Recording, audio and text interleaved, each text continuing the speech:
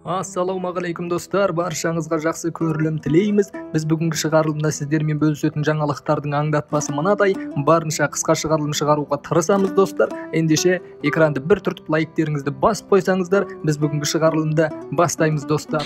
Достар, бүгінгі шығарылымды Марко Асенсионың жаңалықтарымен бастағанды жөн көрдік. Осыған дейін естеріңізде болса, Барсаның өздерінің қатарына қосып алғысы келетінін айтқан болатынбыз, және енді бүткіл Еуропаның топ клубтары Маркоға салуды бастаған тәрізді достар. Осы жайында айтатын боламыз, кеттік.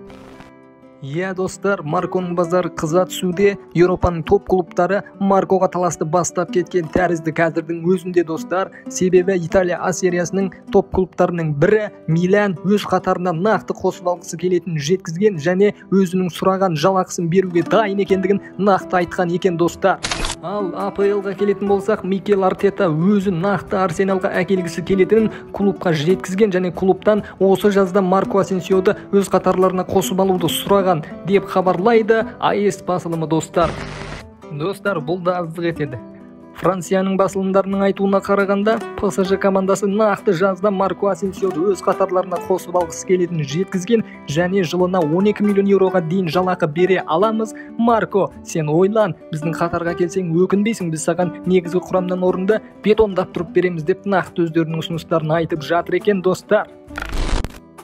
Ал достар, Марка басылымның айтуына қарағанда, Барсаға келсек, Барса Марконың ойын жақсылап күзетіп жатқан жайы бар екен. Жазда еркін агентке айланғасын нақты өз қатарларына қосып алғысы келетінін жеткізген, және Марко, сен қанша жалақы сұрасаң, біз сол жалақыңды саған беруге дайынбыз, және негізгі құрамнан ойып тұрып орын береміз, сен біздің командаға келсең өкінбейсің деп жатыр екен. Барселона нақты Хавидің өзі Барсаға келгенін қалайды екен достар.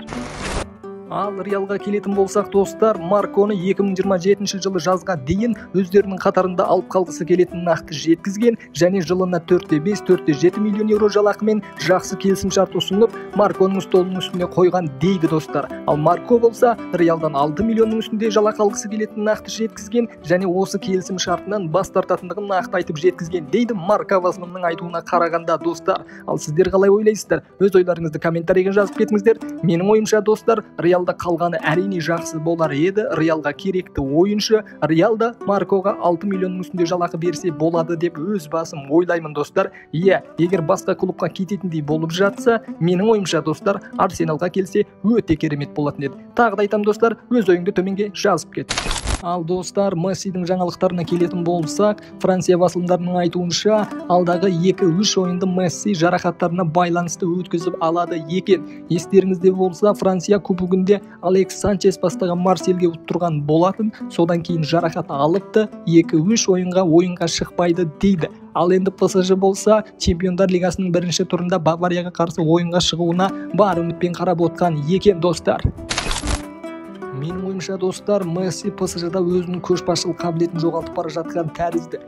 ПСЖ-да Мбаппе көшбасшы, бірақ дей тұрғанмен Неймардың өзі оған дейін керемет ойын өрнегін көрсеткен. Неймардың өзінің ПСЖ-дағы ролы өте керемет, сол себепті Месси өзі ауыртпалықты алмай, ақырын осылайша өзінің көшбасшылық қабілетін жоғалтып бара жатқан тәрізді. Сендер қалай ойлайсыңдар? Өз ойларыңды төменге жазып кет.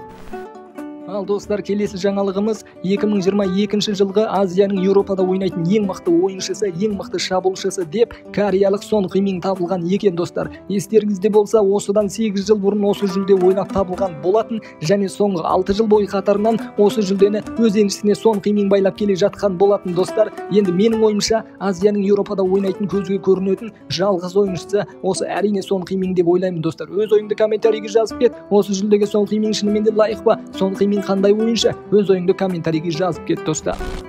Ал достар, бүгінгі шығарылымның ең басты және ең соңғы жаңалықтарына да келіп жеттік достар. Роналдо өз ойын тапқан тәрізді, жастық шақты еске алып, болашақты бетке алып, шабуыл шебін бұзып жарып, кешетінде қандай голдар салып тастады достар. Мен толықтай ойынын көріп шықтым. Бірінші тайм 2 гол, екінші тайм 2 гол, покерді покеретіп тастаған тәрізді достар. Енді керемет ойын, керемет көрсеткіш достар.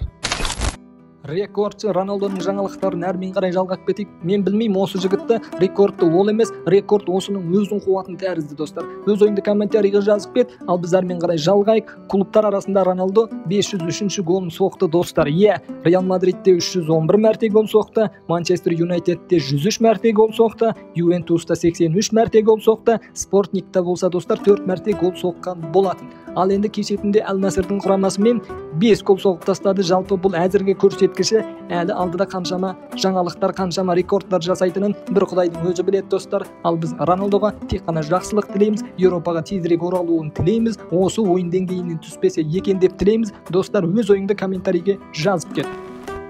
Ал достар, осымен біз бүгінгі шығарылымды аяқтаймыз. Біз қоштаспаймыз. Келесі шығарылымда кездескенше сау дейміз достар. Айтпақшы, комментарий жазып, лайк басуды ұмытпаңыздар, қоңырау түймешесін басып қойыңыздар. Телеграм каналға жазылып кетіңіздер. Сілтемесі төменде. Телеграмда күнделікті жаңалықтар, ақпараттарды сол жерде бөлісіп сіздермен нақты көрсетіп хабарлап отыратын боламыз. Достар, ендеше сау болыңыздар.